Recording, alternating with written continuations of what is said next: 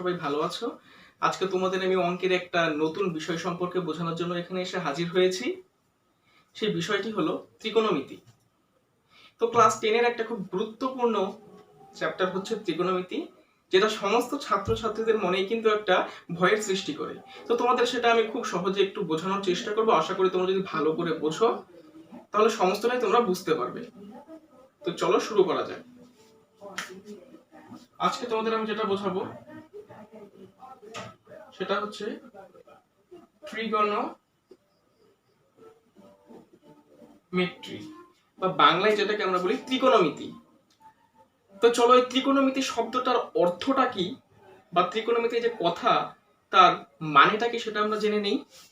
আমি এখানে লিখছি ত্রিকোণমিতি।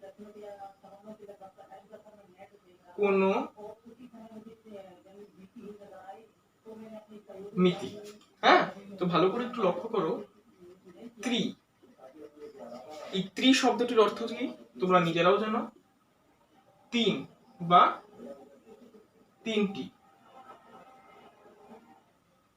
কোণ, এই কোণ শব্দটির অর্থটা কি বলো একবার? অ্যাঙ্গেল। এখন মিতি, এই মিতি শব্দের অর্থটা কি? মিতি শব্দটির অর্থ হলো সমষ্টি বা সমাহার। অর্থাৎ ত্রিকোণমিতি শব্দটির অর্থ হলো তিনটি কোণের সমাহার বা সমষ্টি। অ্যাঙ্গেল মানে তো কোণ জানোই, তিনটি কোণের সমষ্টি। এখন তিনটি কোণের সমষ্টিতে কি উৎপন্ন হয়? এই যে একটা কোণ, দুইটা কোণ, তিনটা কোণ, এই তিনটি কোণের সমষ্টিতে একটি ত্রিভুজ উৎপন্ন হয়েছে। এখন তোমরা ভেবে দেখো, ক্লাস 8 বা 9 এ তোমরা যেই সমস্ত ত্রিভুজের অঙ্কগুলো করেছিলা সেগুলো ছিল হয় সূক্ষ্মকোণী না হলে স্থূলকোণী, কিন্তু সমকোণী ত্রিভুজ সম্পর্কে কিন্তু এখনো অবধি তোমরা কোনো অঙ্ক করনি। আর সবসময় মনে রাখবা, এই ত্রিকোণমিতি শুধুমাত্র সমকোণী ত্রিভুজের ক্ষেত্রেই অ্যাপ্লিকেবল। ত্রিকোণমিতিটা শুধুমাত্র সমকোণী ত্রিভুজের ক্ষেত্রেই অ্যাপ্লিকেবল। এখন তোমাদের কয়েকটা বিষয় আমি জানাবো, শুধুমাত্র গোড়ার দিকটুকু তোমাদের আমি বোঝানোর চেষ্টা করব যে ত্রিকোণমিতি কি বা কোত্থেকে এসেছে। এটা আমি ধরলাম একটা সমকোণী ত্রিভুজ, যার এই অ্যাঙ্গেলটা হচ্ছে 90 ডিগ্রি। আমি এই অ্যাঙ্গেলটাকে দিলাম এ, এটাকে দিলাম বি, এটাকে দিলাম সি। এখন আমি ধরলাম এই একটা অ্যাঙ্গেল, এটাকে থিটা বলা হয়, মনে রাখবা ত্রিকোণমিতির ক্ষেত্রে একে বলা হয় থিটা। তো এই অ্যাঙ্গেলটা যেহেতু 90 ডিগ্রি, তো আমি ধরলাম যে এই অ্যাঙ্গেলটা হচ্ছে থিটা। আর সবসময় তো তোমরা জানোই যে সমকোণী ত্রিভুজের এই বাহুটাকে বলা হয় হচ্ছে লম্ব, এই বাহুটাকে বলা হয় হচ্ছে ভূমি, আর এই বাহুটাকে বলা হয় অতিভুজ। অর্থাৎ এই বাহুটাকে বলা হয় পারপেন্ডিকুলার, এই বাহুটাকে বলা হয় বেস, এবং এই বাহুটাকে বলা হয় হাইপোটেনিয়াস। হ্যাঁ, পারপেন্ডিকুলার, বেস, হাইপোটেনিয়াস। তো তোমরা দেখো এই ত্রিভুজের এটা হচ্ছে 90 ডিগ্রি আর এটা হচ্ছে থিটা। তো আমি যখনই থিটা এই অ্যাঙ্গেলটাকে ধরবো, এর বিপরীত দিকে যে বাহুটা থাকবে, অর্থাৎ তুমি যাকে থিটা ধরবা তার বিপরীত দিকে যে বাহুটা থাকবে সেটা হচ্ছে লম্ব। সবসময় মনে রাখবা, থিটা আমি যেই কোনটাকে ধরে না কেন তার বিপরীত দিকের বাহুটা হচ্ছে লম্ব, এবং তার সঙ্গে যেই বাহুটা থাকবে তাকে বলা হয় ভূমি। থিটার বিপরীত দিকের বাহুটা লম্ব এবং তার সঙ্গে যেই বাহুটা থাকবে তাকে বলা হয় ভূমি। এক্ষেত্রে একবার তোমরা ভাবো, এই অ্যাঙ্গেলটাকে যদি আমরা থিটা ধরতাম তাহলে এর বিপরীত দিকে এই বাহু, তখন এটা হয়ে যেত লম্ব। এটাকে যখন আমরা থিটা ধরবো, এর বিপরীত দিকে যে বাহুটা, তখন এটা হয়ে যেত লম্ব, এবং এর সঙ্গে যেটা আছে এটা হতো তখন ভূমি। আর সবসময় একটা বিষয় মনে রাখবা, একটা সমকোণী ত্রিভুজের ক্ষেত্রে তুমি থিটা অর্থাৎ অ্যাঙ্গেলটাকে যতবারই তোমরা ইনভার্স করো বা এটাকে তোমরা ওলট পালট করো না কেন, এই সমকোণী ত্রিভুজের ক্ষেত্রে কিন্তু অতিভুজটা কনস্ট্যান্টই থাকবে। তোমরাই দেখো, এখানে যখন থিটা ধরলা এইটা লম্ব এইটা ভূমি, আর এখানে যখন থিটা ধরলা এইটা লম্ব এইটা ভূমি, অতিভুজের কিন্তু কোনো চেঞ্জই হয় নাই। সুতরাং মনে রাখবা, একটা সমকোণী ত্রিভুজের ক্ষেত্রে তোমরা যখন তার কোণ চেঞ্জ করো না কেন, তার অতিভুজটা সবসময় ফিক্স থাকবে। তো এই বিষয়টা সম্পর্কে না হয় আমরা জানলাম। এখন ত্রিকোণমিতির কয়েকটা কোণানুপাত সম্পর্কে জানা যায়। কোণানুপাত বলতে আমি যেটা বোঝাচ্ছি, তোমাদের সাইন, কস, টেন, এই সমস্ত বিষয়গুলো তোমাদের আমি কোণানুপাত বলছি। তো ভালো করে এই বিষয়টা দেখবা, ত্রিকোণমিতির ক্ষেত্রে কোণানুপাত কোণানুপাত। তো কোণানুপাত বলতে আমরা যেটা বুঝি সাইন। এখন শুধুমাত্র সাইন লিখলে তো হবে না, সাইনের সঙ্গে একটা অ্যাঙ্গেল আমাদের অ্যাড করতে লাগবে। তো যেখানে আমরা থিটা ধরলাম, এটা তো আমাদের বোঝানোর জন্য ধরেছিলাম, এটাকে আমি মুছে দিচ্ছি। তো আমরা যেটাকে থিটা ধরেছি, আমরা এই থিটার উপর বেস করেই কিন্তু তোমাদের এই কোণানুপাত সম্পর্কে বিশ্লেষণে যাচ্ছি। তো দেখো, এই কোণটাকে যখন আমরা থিটা ধরলাম, তখন সাইন বা কস বা যা কোণানুপাতই তোমরা লেখো না কেন, সবসময় তার সঙ্গে অ্যাঙ্গেল কিন্তু তোমাদের অ্যাড করে দিতে লাগবে। তার মানে সাইন থিটা, অর্থাৎ সাইন এই অ্যাঙ্গেলটার কথা আমি তোমাদের বোঝাতে যাচ্ছি। সাইন এই অ্যাঙ্গেলটার কথা, এটাকে তো থিটাই বলা হয়। সাইন থিটা সবসময় মনে রাখবা, সাইন থিটা হয় হচ্ছে লম্ব বাই অতিভুজ। অর্থাৎ কোন একটা সমকোণী ত্রিভুজের ক্ষেত্রে সাইন থিটার মান কত? লম্ব বাই অতিভুজ, অর্থাৎ এবি বাই এসি। এটা আশা করি তোমরা বুঝতে পারলে। সাইন থিটা যার মান হচ্ছে লম্ব বাই অতিভুজ, অর্থাৎ এবি বাই এসি। তার পরের কোণানুপাতটা কি? cos theta. cos থিটা মনে রাখবা, যেহেতু sin থিটা হচ্ছে লম্ব বাই অতিভুজ, তাই cos থিটা সবসময় হবে হচ্ছে ভূমি বাই অতিভুজ। সরি, এটা লম্ব, ভূমি বাই অতিভুজ। এই যে ভূমি বাই অতিভুজ, অর্থাৎ cos থিটা হচ্ছে ভূমি বাই অতিভুজ। তার মানে কি? বিসি বাই অতিভুজ হচ্ছে এসি। sin থিটা হলো, cos থিটা হলো, এখন হচ্ছে tan থিটা। তো tan থিটা যাওয়ার আগে তোমাদের আমি একটা বিষয়, অর্থাৎ সূত্রের মতনই তোমরা ধরতে পারো, যেটা বুঝিয়ে দিচ্ছি। tan থিটা হচ্ছে সবসময় মনে রাখবে sin theta by cos theta. হ্যাঁ, tan থিটার সূত্র হচ্ছে sin theta by cos theta. তো tan থিটা আমরা এখান থেকে না গিয়ে সরাসরি সূত্রের মাধ্যমেই বার করি যে tan থিটার সূত্রটা কি। tan থিটা মানে sin theta by cos theta, আর sin থিটা মানে হচ্ছে লম্ব বাই অতিভুজ by cos theta. cos theta মানে হচ্ছে ভূমি বাই অতিভুজ। এখন তোমরাই দেখো, লম্ব বাই অতিভুজ ইনটু এটা যখন আমরা গুণ করব তখন এটা উল্টিয়ে যাবে, অতিভুজ বাই ভূমি। সেক্ষেত্রে এই অতিভুজ কাটা, অর্থাৎ লম্ব বাই ভূমি। তার মানে তোমরা কি বুঝলা? tan থিটা মানে হচ্ছে লম্ব বাই ভূমি, এবং সূত্রটা হচ্ছে sin theta by cos theta. sin theta by cos theta মানে tan থিটা, এবং এর সূত্রটা হচ্ছে লম্ব বাই ভূমি। অর্থাৎ লম্ব বলতে আমরা যেটাকে বুঝছি AB বাই ভূমি বলতে যেটাকে বুঝছি আমরা BC। তো কোণানুপাত কিন্তু তোমাদের 6টা, সেখান থেকে তোমাদের আমি 3টা দেখিয়ে দিলাম, এবং বাকি যেই 3টা বের হবে, তোমরা যদি এই 3টা কোণানুপাত সম্পর্কে ভালো বুঝে থাকো, তো বাকি 3টা বের করতে কোনো অসুবিধাই হবে না। সমস্তটা সূত্রের মাধ্যমে, অর্থাৎ সূত্রের আন্ডারে ফেললেই 3টা কোণানুপাত বের হয়ে যাবে। তো এতটুকু আশা করি তোমরা বুঝতে পারলে sin cos tan।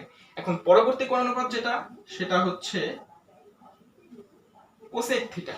cosec theta তোমাদের একটা সূত্র বলি, tan থিটা যেমন sin theta by cos theta, cosec theta সবসময় মনে রাখবা এটা হচ্ছে sin থিটার অপোজিট, অর্থাৎ sin থিটার উল্টা হচ্ছে cosec থিটা, মানে 1 বাই sin থিটা। মনে রাখবা cosec থিটা এটাও একটা কোণানুপাত, সেটা হচ্ছে sin থিটার অপোজিট, মানে 1 বাই sin থিটা মানে হচ্ছে cosec থিটা। এখন লম্ব বাই অতিভুজ, অর্থাৎ এটার উল্টা কি হবে? 1 বাই লম্ব বাই অতিভুজ। মানে এই দেখো, cosec থিটা হচ্ছে sin থিটার উল্টা, তার মানে cosec থিটা মানে 1 by sin theta equal to 1 টাকে আমি 1ই রাখলাম, sin থিটা মানে হচ্ছে লম্ব বাই অতিভুজ। এখন তোমরা দেখো, এটাকে যখন আমরা উল্টিয়ে দিব তখন কি হবে? অতিভুজ বাই লম্ব। অর্থাৎ cosec থিটা মানে হচ্ছে অতিভুজ বাই লম্ব। এখন অতিভুজ মানে কি? AC বাই লম্ব মানে কি? AB। আশা করি এটা সম্পর্কে তোমরা বুঝতে পারলে যে cosec থিটা মানে হচ্ছে AC বাই AB, মানে sin থিটা ঠিক অপোজিটটা। এখন চলো তোমাদের পরবর্তী আরো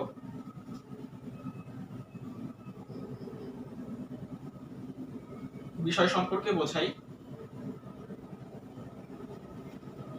এখন যেটা আছে সেটা হচ্ছে sec থিটা। sec থিটা সবসময় মনে রাখবা cos থিটার অপোজিট, অর্থাৎ 1 বাই cos থিটা।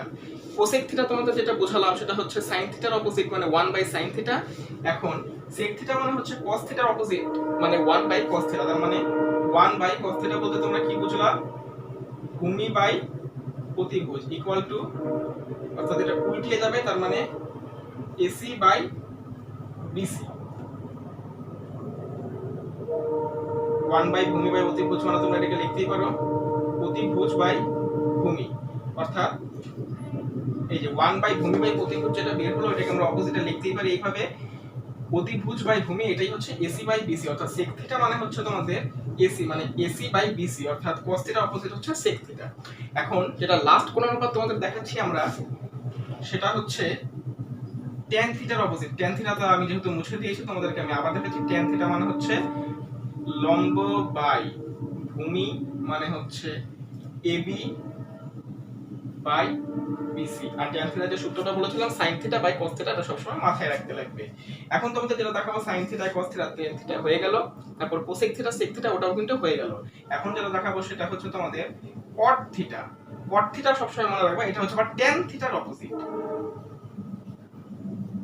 তার মানে cosec থিটা কার অপোজিট? sin থিটার। sec থিটা কার অপোজিট? cos থিটার। cot থিটা তার মানে তোমরা কি বুঝলে এটা কার অপোজিট? tan theta. বুঝতে পারলে? তার মানে 1 বাই tan থিটা, তার মানে হচ্ছে 1 বাই এই যে লম্ব বাই ভূমি, তার মানে এটা কি হবে? ভূমি বাই লম্ব। এখন দেখো ভূমি মানে হচ্ছে বিসি বাই লম্ব মানে হচ্ছে এবি। তো এটা তোমরা আশা করি বুঝতে পারলে। sin theta cos theta tan theta cosec theta sec theta এবং cot থিটা সম্পর্কে তোমাদের আমি বুঝিয়ে দিলাম। তো যতটুকু বুঝালাম এটা যদি তোমরা খাতার মধ্যে প্র্যাকটিস করো আশা করি তোমরা এটা ভালো করেই বুঝতে পারবে। এখন তোমাদের আমি যে সূত্রগুলো লিখে দিয়েছিলাম মাত্র হোয়াইট বোর্ডের মধ্যে সেটা তোমাদেরকে আমি আবার দেখাচ্ছি। একটা হচ্ছে sin থিটা, একটা হচ্ছে cos থিটা, আরেকটা হচ্ছে tan থিটা। অর্থাৎ এই যে কোণানুপাতগুলো বা হচ্ছে sin theta cos theta tan theta, এই tan থিটার সূত্রটা হচ্ছে sin theta by cos theta, তারপরে cosec থিটা। cosec থিটা সবসময় মনে রাখবা sin থিটার অপোজিট, তার মানে 1 বাই sin থিটা। তারপরে cos থিটার অপোজিট যেটা সেটা হচ্ছে sec থিটা, মানে হচ্ছে দেখো cosec থিটা যেহেতু sin থিটার অপোজিট মানে 1 বাই sin থিটা, তাহলে sec থিটা হচ্ছে cos থিটার অপোজিট, তার মানে হচ্ছে 1 বাই cos থিটা। আরেকটা যেটা হচ্ছে সেটা হলো cot থিটা। cot থিটা হচ্ছে tan থিটার অপোজিট, তার মানে 1 বাই tan থিটা। তো এটাও আশা করি তোমরা বুঝতে পারলে। এটা শুধুমাত্র সূত্রগুলো, অর্থাৎ ত্রিকোণমিতির ক্ষেত্রে যে কোণানুপাত সেটা হচ্ছে sin theta cos theta tan theta cosec theta sec theta cot theta, এই ছয়টা 1 2 3 4 5 6 ছয়টা কোণানুপাতই আছে। এখন tan থিটা সবসময় মনে রাখবা sin theta by cos theta, cosec theta হচ্ছে sin থিটার opposite 1 by sin theta, sec theta হচ্ছে cos থিটার অপোজিট তার মানে 1 বাই cos থিটা, এবং cot থিটা হচ্ছে tan থিটার অপোজিট মানে 1 বাই tan থিটা। তো ত্রিকোণমিতির যে বেসিক ধারণাটা সেটা আমি তোমাদের এখানেই দেখিয়ে দিলাম, যে শুধুমাত্র সমকোণী ত্রিভুজের ক্ষেত্রেই ত্রিকোণমিতি অ্যাপ্লিকেবল, এবং এর যে মেইন অর্থাৎ বেসিক জিনিসগুলো যেটা কোণানুপাত, কোণানুপাত কি sin cos tan cosec sec cot, এটা মানে লম্ব বাই ভূমি বা লম্ব বাই অতিভুজ, এই বিষয়গুলো যে সেটাও তোমাদের আমি দেখিয়ে দিলাম, এবং এর যে সূত্রগুলো এটাও তোমাদের আমি দেখিয়ে দিলাম। এখন অনেক ক্ষেত্রেই দেখা যায় যে তোমাদের পরীক্ষায় কিন্তু বেশিরভাগ সময় এমনকি প্রায়শই একটা ট্রেন্ডিং এ দেখা যাচ্ছে যেটা মান নির্ণয় কিন্তু চলেই আসে, যে sin 45 বা cos 30 এরকম মান নির্ণয় কিন্তু চলেই আসে। তো তোমাদের আমি আজকের ভিডিওতে শুধুমাত্র ত্রিকোণমিতির বেসিক কনসেপ্ট সম্বন্ধে জানিয়ে রাখলাম। এর পরবর্তী ভিডিওতে খুব সহজভাবেই তোমরা কি করে মান নির্ণয় করতে পারবে, বা মুখস্থ রাখাও কিন্তু একটা কঠিন হয়ে দাঁড়ায়, তোমরা সেভাবে মুখস্থ রাখতে পারো না। তো সেক্ষেত্রে কিভাবে তোমরা নিজেরাই মানটা বের করে সেটাকে অ্যাপ্লাই করতে পারবে মান নির্ণয়ের ক্ষেত্রে, তোমাদের পরীক্ষায় যাতে খুব সুন্দর নম্বর উঠে, সেক্ষেত্রে কি করে মান নির্ণয় করতে হয় সেটাও তোমাদের আমি খুব সুন্দরভাবে পরবর্তী ভিডিওতে দেখিয়ে দিব। আশা করি আজকের যে ভিডিওটা দেখালাম তোমাদের খুব ভালো লেগেছে। এটা তোমরা ভালো করে বাড়িতে অনুশীলন করো, পড়ো, তাহলে বিষয়টা সম্পর্কে তোমাদের কনসেপ্টটা খুবই ক্লিয়ার হয়ে যাবে। তো পরবর্তী ভিডিওতে কিন্তু তোমাদের খুব সহজভাবে কি করে মান নির্ণয় করা যায় সেটা আমি তোমাদের দেখিয়ে দিব। এটাই ছিল আজকের ত্রিকোণমিতির বেসিক কনসেপ্ট। আশা করি তোমরা বুঝতে পেরেছো। ধন্যবাদ।